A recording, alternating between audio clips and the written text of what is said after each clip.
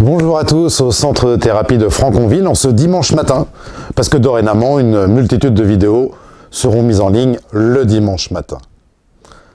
Cette vidéo fait suite au dernier livre que j'ai sorti sur les croyances, que vous pouvez voir ici sur cette image. Les croyances. Vous savez, tout ce système de croyances que l'on peut avoir à travers tout ce que l'on est.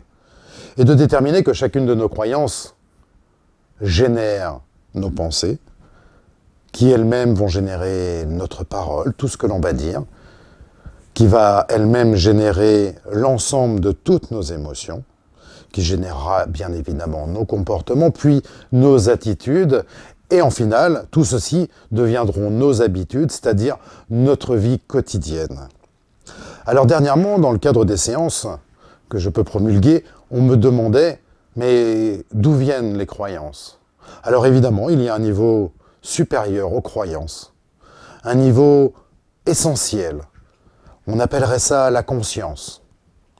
Cette partie de conscience qui est en nous va se générer en trois parties. Une partie de conscience structurée, que bien souvent on appelle la conscience divine, cette part parfaite en nous. Une partie de la conscience en nous va être cette partie qui est en cours de structuration, en train d'évoluer.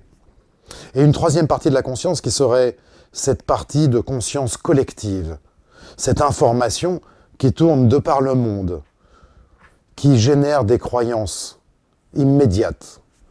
On peut le voir au travers notamment de la peur, quelque chose qui est omniprésent aujourd'hui au niveau mondial. Alors bien évidemment, si on fait l'effort de faire évoluer notre conscience structurée, personnelle, la faire grandir, la faire évoluer, il nous suffirait dans quel cas de s'organiser à travers des croyances bien plus utiles, plutôt que de laisser régner des croyances inutiles, de manière à ce que la conscience collective puisse à son tour évoluer. C'est un travail personnel, un travail positif qui permettra de rayonner pour toute l'humanité.